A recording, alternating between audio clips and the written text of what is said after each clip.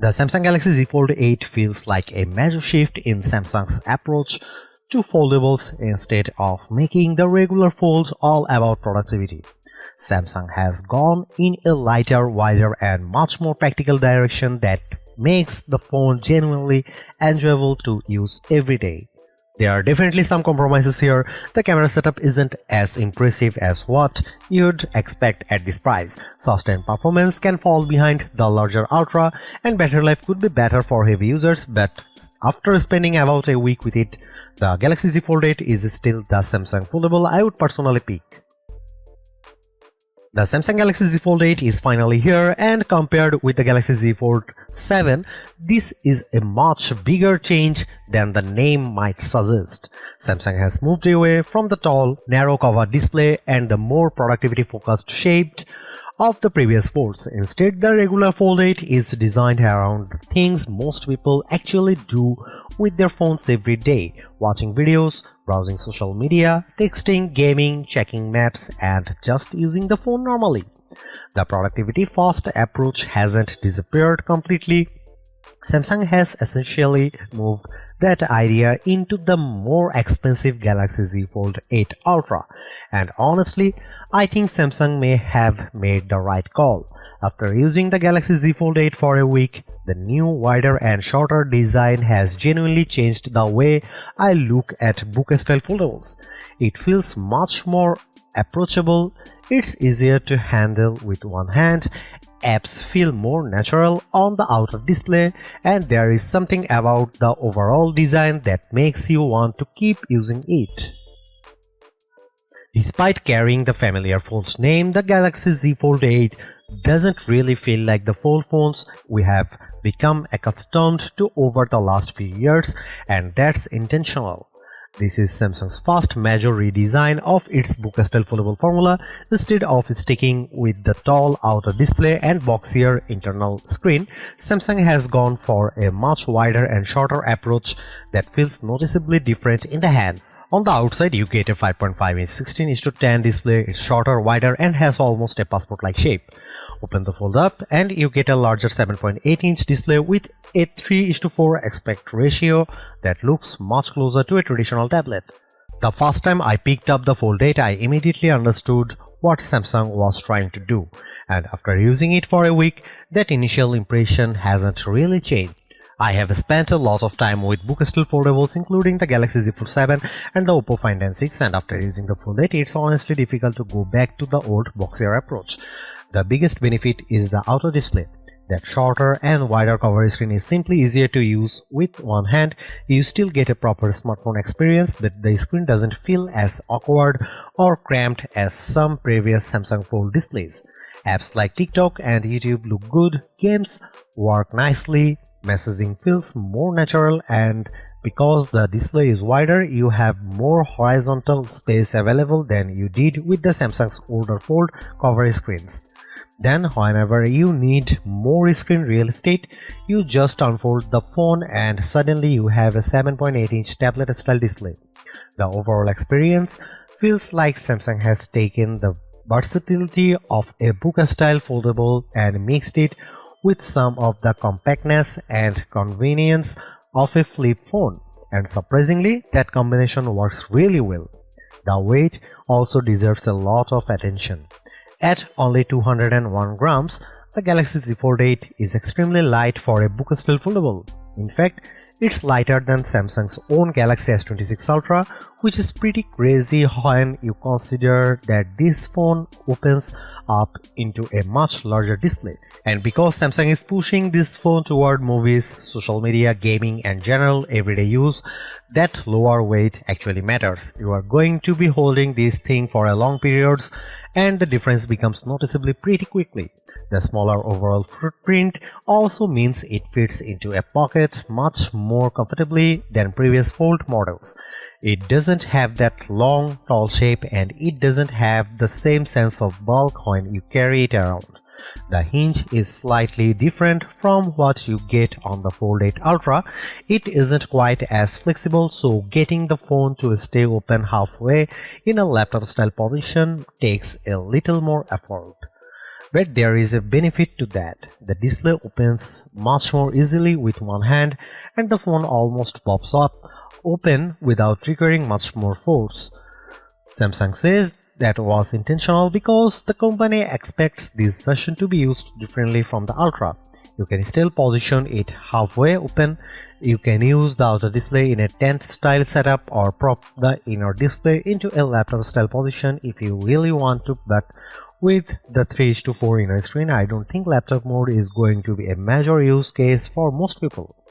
And if that is what you care about the most, the Galaxy Z Fold 8 Ultra is probably the better fit. Samsung also gives you several nice color options this year: graphite, cream, lavender and pistachio.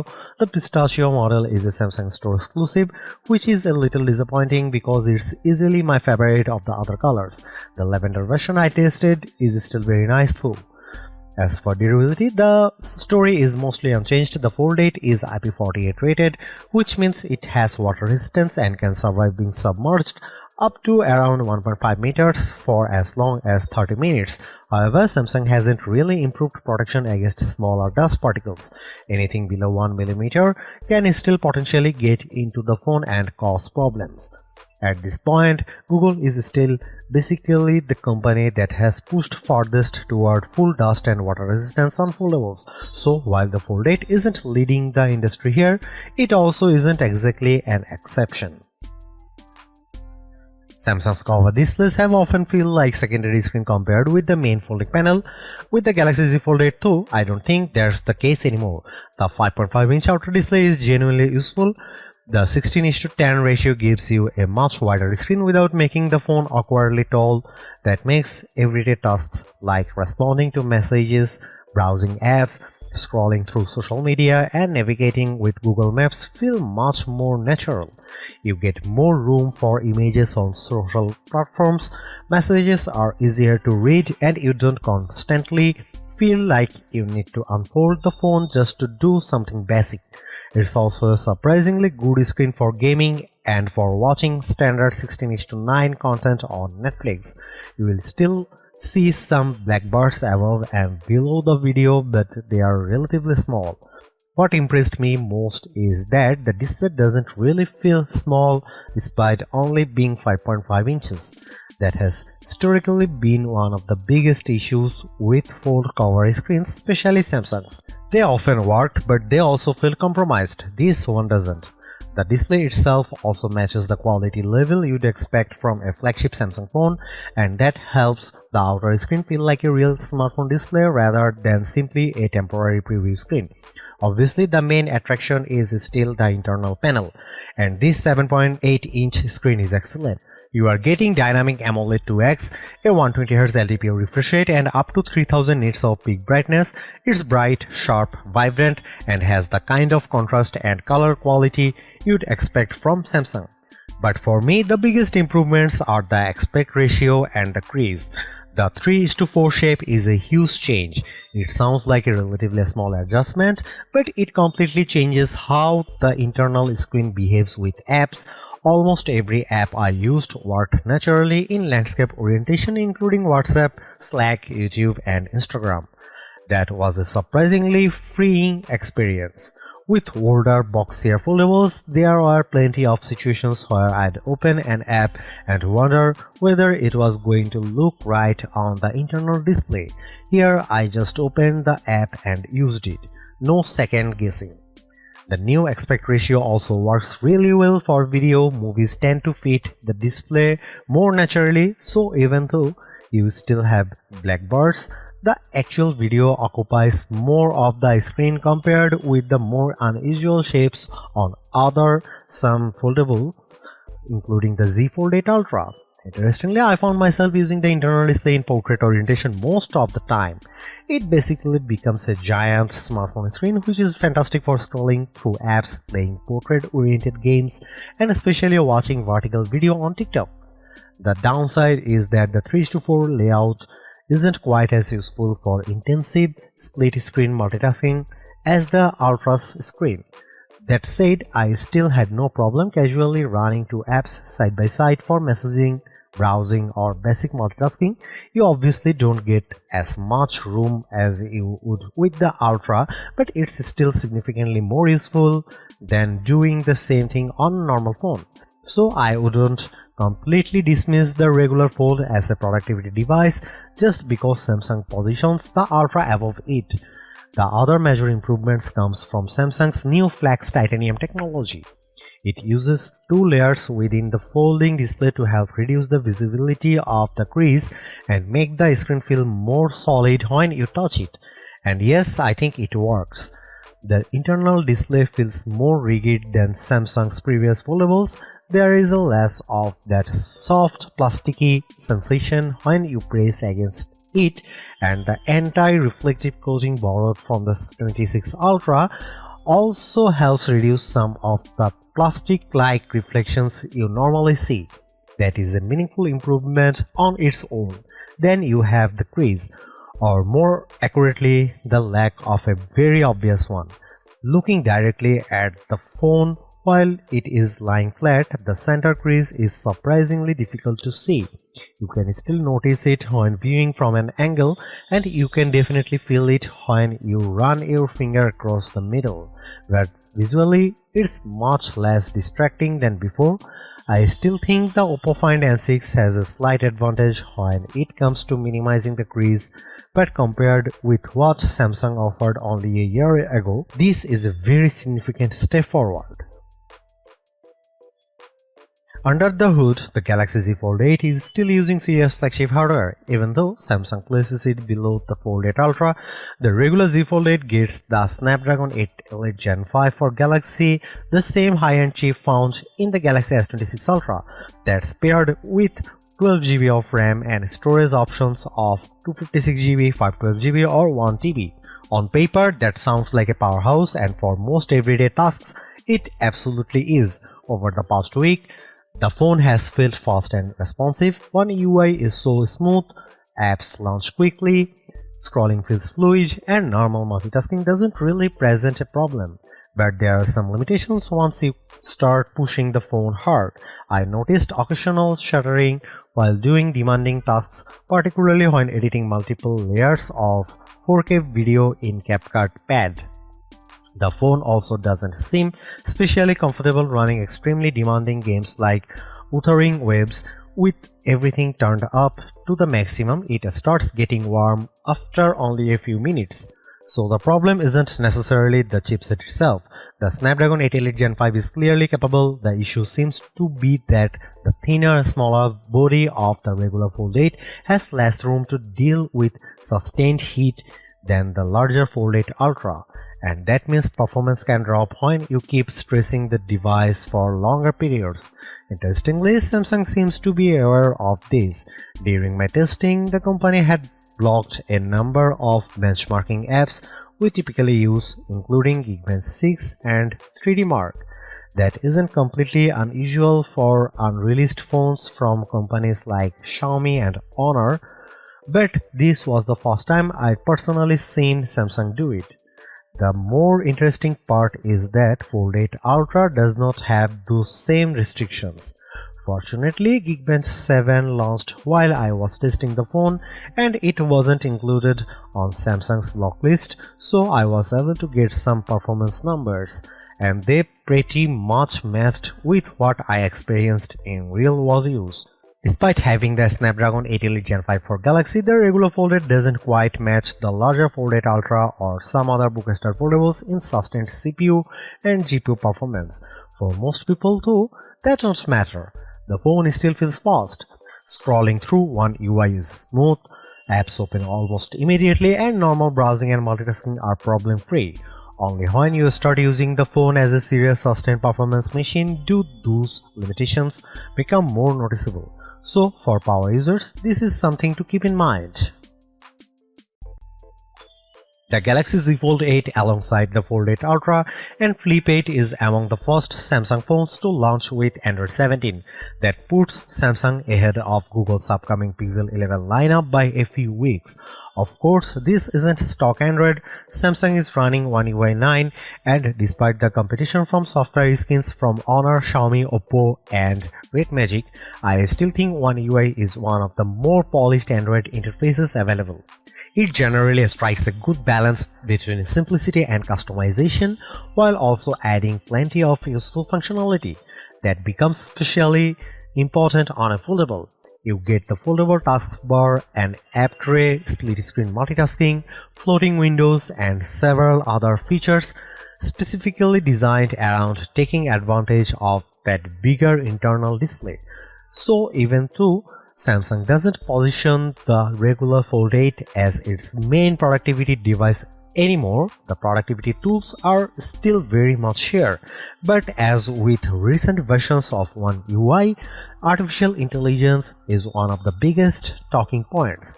You get the familiar Galaxy AI suite, including features that debuted with the Galaxy S26 series, such as Photo Assist. There are also some new additions for content creators. One of the more interesting features is My Fan Cam. It lets you select a specific person or subject in a video you have already recorded and then automatically crop and track that subject while also allowing you to change things like the aspect ratio. In my testing, the tracking worked surprisingly well. It stayed locked onto the subject smoothly without constantly losing them. Samsung has also added several Gemini-powered features that were previously limited to Pixel devices. That includes more advanced Gemini automation capabilities that allow Gemini to perform certain tasks inside apps on your behalf. Now, Brief has also been improved. It pulls information from more sources, which makes the feature feel more useful than it did before. It works particularly well if you also have a Samsung wearables, since the morning brief can include health insights alongside things like weather, news, YouTube recommendation, Spotify playlists, and weekly recaps of places you have visited and photos you have captured. That extra personalization makes Now Brief feel much less like a generic information feed. You can even create custom Now Brief cards using Gemini. One UI also introduces a few features that are clearly inspired by iOS. That includes AI prioritized notifications, which move more important alerts toward the top of the lock screen, along with notification summaries for messaging apps. The priority system actually worked fairly well for me. The notification summaries too are another story. Considering how much attention Apple's version of that feature has received, Samsung is taking a bit of a risk by implementing something similar. Personally, I don't really use it. Still, it's there if you want it. And like Samsung's other flagship foldables, the Galaxy Z Fold 8 gets 7 years of OS updates and security patches, which should keep the phone relevant for a long time. The new design is one of the strongest reasons to buy the Galaxy Z Fold 8. Unfortunately, the camera setup is one of the areas that makes the phone harder to recommend at its price. Samsung has equipped a regular Z Fold 8 with a dual camera system consisting of a 50 megapixel main sensor and a 50 megapixel ultra-wide. There is no dedicated telephoto camera, and that's a little frustrating because the Z Fold 8 is still an expensive flagship. In fact, it costs comfortably more than phones like the iPhone 17 Pro Max and the Oppo Find X9 Ultra. So the expectations for camera hardware is naturally pretty high. What makes the decision even harder to understand is that the last year's Galaxy Z Fold 7 had a more advanced camera package for roughly the same price. You had a 200 megapixel main camera, an ultra-wide, and a dedicated zoom lens. This year, that more capable triple camera setup has effectively been moved to the much more expensive Z Fold 8 Ultra. So, with the regular Z Fold 8, Samsung is asking you to settle for a simpler camera setup. The main and ultra-wide cameras are capable and can produce good-looking results in plenty of situations, but the lack of a proper zoom lens becomes obvious once you start moving closer to distant subjects. Samsung could have compensated for that by using the Ultra's higher resolution 200 megapixel sensor and relying on in-sensor cropping for better zoom quality. But that isn't what happened. As a result, zoom performance is one of the weaker parts of the camera experience. Here are some camera samples from the Galaxy Z Fold 8.